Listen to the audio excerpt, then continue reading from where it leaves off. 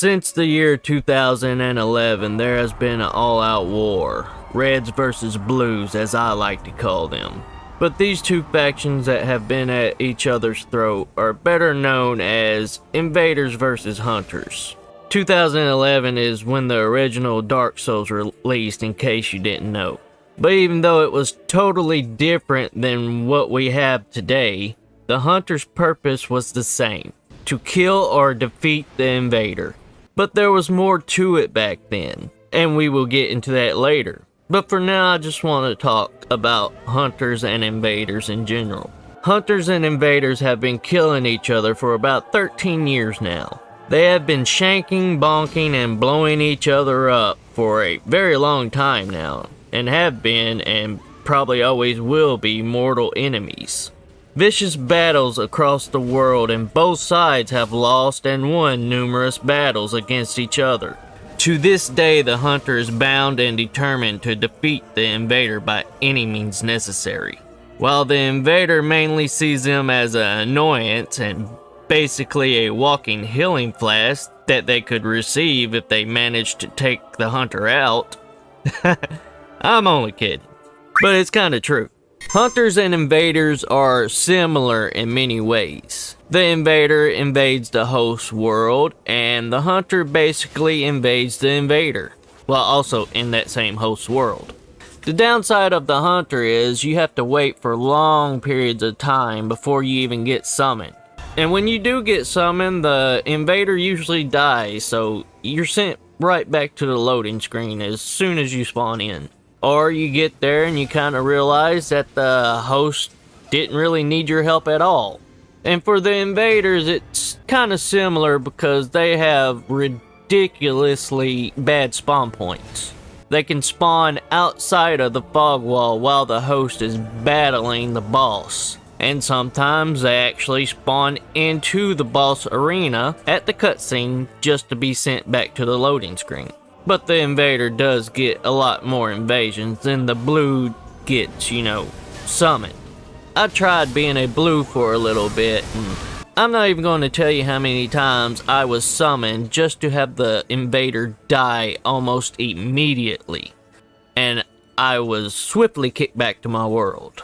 And as an Invader, I'm not going to tell you how many times I spawned outside the fog wall or spawned inside the boss arena. It happens a lot, especially if you already been through the entire game. Hola amigos, it's me. I'm Nobody. Today I want you to bear with me and discuss and dissect this war that Blues and Invaders have had, and the hatred that these warriors have had for one another all these years. I want to start off with purpose. The standard definition of purpose is the reason for which something is done or created, or for which something exists. In Elden Ring as it is today, as an Invader you will not be attacked by any AI enemies, and you also won't be able to go through fog gates to interact with any bosses. Invasions are totally optional and can only take place if the host of another world summons a friend, aka a furrowed finger. A host cannot be invaded solo unless the Taunter's Tongue is used, and the Invader will receive no help from co-invaders unless the Taunter's Tongue is used. If there are two invaders in the same world, they can in fact cause damage to one another, so they have to be really careful when working as a team, not to cause damage to their red friend. Or if they wanted to, one could target the other invader and try to kill them, which, if defeated, does absolutely nothing besides help the host. The invader's sole purpose is to balance the game's difficulty. Because the hosts summon other players for help, which makes the game easier, they open themselves up to invasions to give them a challenge of defeating another player. The Invader's purpose is, and always has been, to defeat the host by any means necessary. To give them a challenge that the base game can no longer give them, because the AI is not meant to be fought by multiple players. But Besides having more healing flasks and more players to fight against the invader, by using the white cipher ring, the host can call in additional help from hunters. Anyone who used the blue cipher ring can be summoned automatically to rescue the host in other worlds. These two items can both be purchased from the Twin Maiden Husk at the Round Table Hold. The hunter's objective is to defeat the invader of that world. That is their defined purpose. But since the original Dark Souls, it seems that the actual purpose of these two groups are being faded over time. If you have played Dark Souls 1 through 3 multiplayer, then you know exactly what I'm talking about. But if Elden Ring is your first Souls game, then sit for a minute and let me tell you exactly how different the invaders and hunters were in the old games, and how their actual purpose and self-definition has decayed over time. Trust me, if you could just imagine the stuff that could have been added to Elden Ring that would have made multiplayer engaging and interesting, it would blow your mind how much greater Elden Ring could have been. Don't get me wrong, I love Elden Ring. I play it almost every day. I love making videos covering different subjects and topics. But since I have experienced the older games, I know how much things have changed and how much better this game could have been. I want to start off with Elden Ring's invasion groups, Covanents. I really don't know what you would call them. Your guess is as good as mine. But there are two groups. There is a Bloody Finger and a Recusant. What is a Bloody Finger? They are tarnished, loyal to the Lord of Blood and the Formless Mother. They undergo a ritual that binds them to the Formless Mother and allegedly grants them some protection from the Greater Will. This leaves them with permanently bloody fingers and bloodshot eyes, and also seems to eventually turn most into psychotic murderers who kill any tarnish they come across. And then there are the Recusants of Volcano Manor. Recusant meaning one who refuses to submit to authority. They reject the Greater Will and actively fight against loyal tarnished. So pretty much the Bloody Fingers are basically batshit crazy cult members, and the Recusants say fuck authority and align themselves with Rykard, the Lord of Blasphemy, and his heretical opposition to the Golden Order. Hunters, on the other hand, I do not have the slightest clue and not sure if they have any lore at all. I couldn't find a scrap of information on them or how they fit in with the story besides being linked to invaders. It's kind of weird if you ask me. Go ahead, go to Google, type in Elden Ring Hunters and see what pops up. Just the standard definition of what a blue cipher ring is. Oh, and it's kind of off topic here, but I want to point out Yura's quest line. You know, the dude who we all murder later on when he becomes Shabriri so we can get his armor set, that dude. I want to talk about his quest line and how he is hunting down Bloody Fingers. But there's a part of this quest where you have to help him defeat one of these Bloody Fingers at the academy. I find it laughable and strange how you both become invaders and invade this Bloody Finger who is also an alleged invader. And I find it just plain weird how you never get summoned as a blue, story-wise at least. It would have made more sense to me if we got called in as a blue instead of, well, you know, invading a invader with the help of Yura, who is supposed to be a invader hunter. I don't know. It's just weird to me. If you have any insight or theories, please let me know in the comments below. I would really like to know what you think of this. But anyways, back on track. In the original Dark Souls, the hunters were called Blades of the Dark Moon, who were the dispensers of justice, doling out punishment to those who break the rules of their respective covenants. Their primary objective is to assassinate other players who have sinned, people who have killed NPCs or players betraying covenants. Players who were invaded and defeated were encouraged to carry and use indictments on invaders. as the resulting accumulation of sin will expose their attackers to being invaded in turn by vengeance-seeking Darkmoon blades. So basically, blues were like hitmen, who instead of being called to help fight off invaders, they instead would invade the invaders. Quite interesting, huh?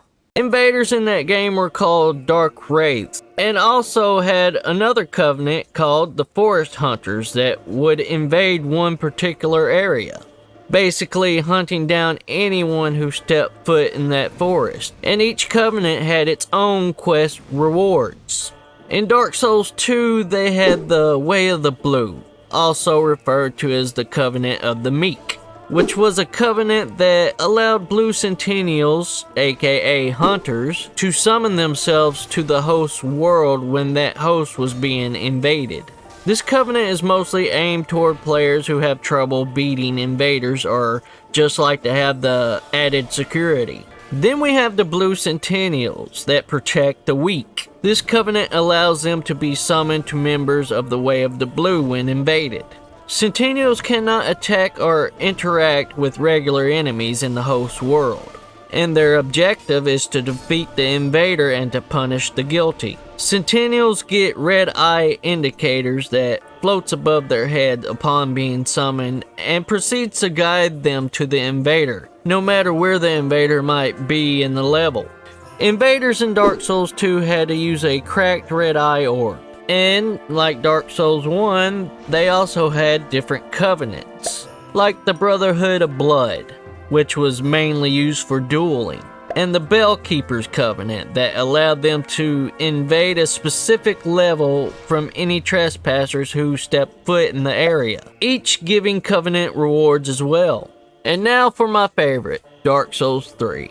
Where the Way of the Blue and Blades of the Darkmoon work the same as it did in Dark Souls 2. But the Invasion Covenants is where it shined the most. You had mound makers that could either help or kill the host. They were known as Mad Phantoms, and you could receive a Covenant item every time you killed a host, a summon, or another invader.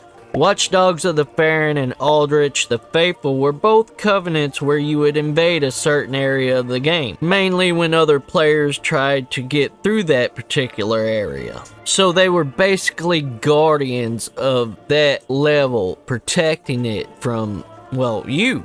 If you were embered and you stepped foot in that area, you best believe that one or two of them would show up and try to clap your cheeks. One of my personal favorites was the Spear of the Church Covenant, where you yourself would be summoned as a boss, and other players had to take you down in order to progress to the next area.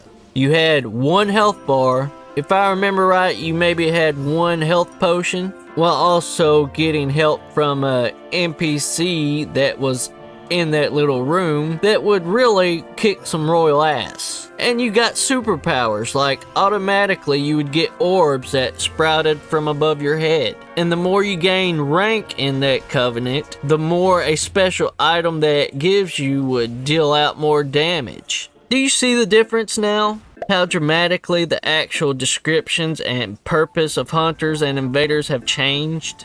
In Elden Ring, it takes so long for a player to get summoned as a hunter, and when they finally do, the invader dies instantly, like I said before. Or when the hunter finally does get to fight, all he sees is the host and other phantoms pummeling the poor invader into the loading screen. And the hunter at that point becomes nothing more than an extra hand in the gank squad. Or think about this. The invader has been fighting their heart out against the host and their two summons, and was able to take both furrowed fingers out.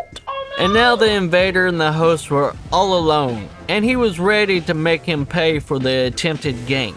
But then, all of a sudden, he gets hit from behind by a dirty blue, and that is just enough to throw the invader off his game. And now he has to regroup and fight the rude host, and now the hunter, which is fine, because he just took out two summons, so what is a blue going to hurt?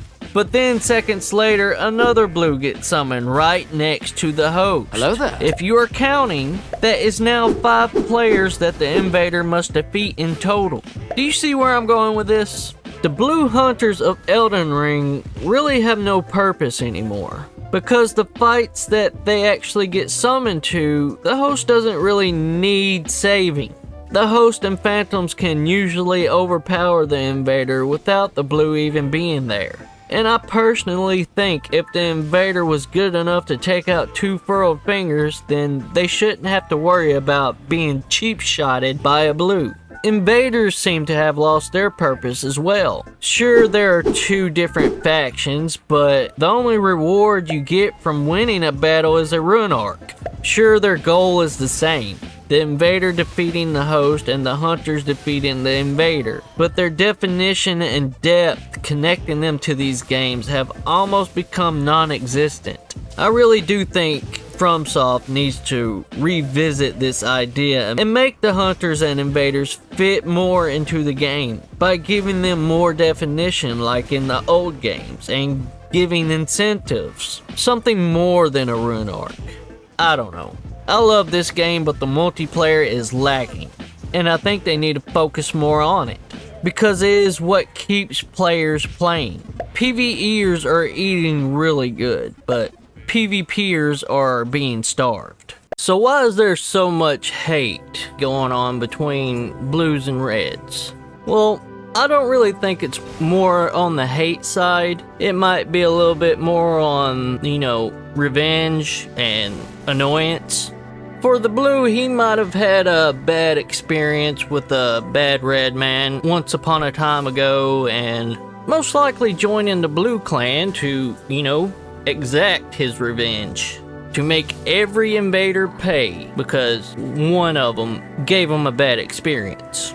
Now, on the other hand, they could be wanting to learn how to, get into PvP, but don't really know how to. Everybody has to start somewhere. But if they're being summoned as blues, I really don't see how that's helping them more than anything. It might be helping them learn how to attack, maybe manage their spacing a little bit, because there's really no learning if you're just ganking all the time. And that's basically what blues are in this game, is just an extra hand in the gank squad. Now, a third option would be is they have it on, just in case they're not really wanting to do invasions. They're skilled, but they're not wanting to do invasions. So they're used to the Coliseum, and they have it on while they're playing PvE.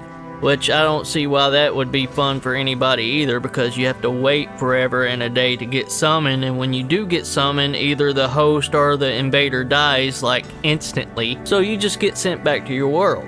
Or like I said, the host and phantom just gangs up on the invader, so it's really not much of a challenge. But you do see some skillful blues every now and then. The only cool blues I've ran across were few and far between, and most of them will just rush in and start attacking no matter what.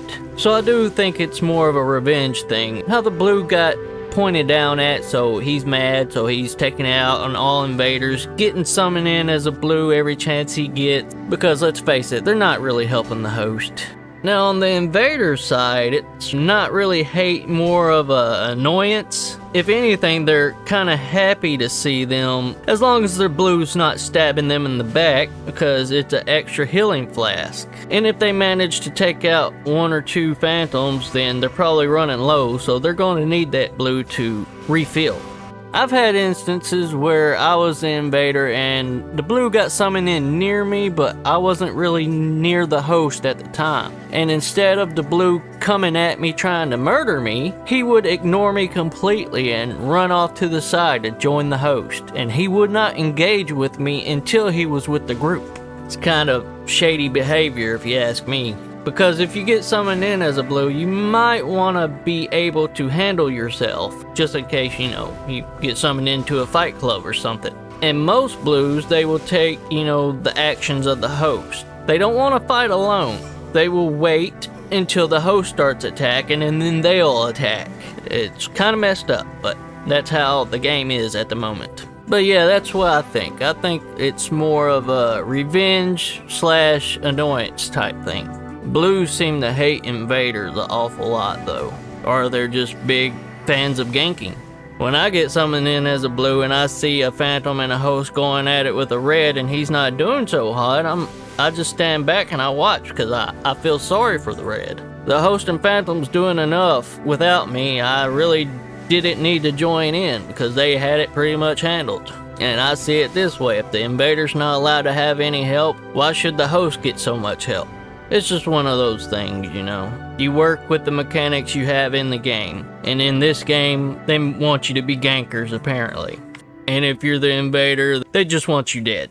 Well, if you made it this far into the video, I appreciate it. Thank you for watching. If you really like this video, then please share. Sharing helps my video get out to more people. The more people that watch and click on this video, the better it does.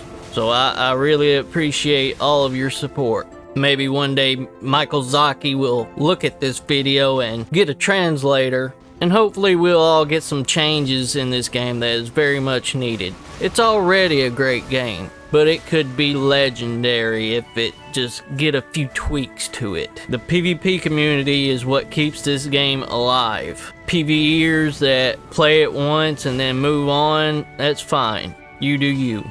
But for the rest of us, we're going to be playing this game until the new one comes out. Hopefully the new one has Covanents and gives the Invader and Blues purpose again. Well, I don't know. That's all I have to preach about today. If you like this video, please like and subscribe. It really helps me out. And until next time, have fun, my dudes. Did you enjoy this video? Consider subscribing to the main channel at Mr. Nobody Elden Souls, where it's more focused on invading. Or the second channel at Nobody Elden Things, where its focus is on helping and will be the main hub for invading for dummies. Subscribe to both and I promise you will not be disappointed. Thank you for watching, my tarnished, and we will see you next time. Like and subscribe or I'll deathblight you in your sleep. This message has been approved by the mayor of Froggytown.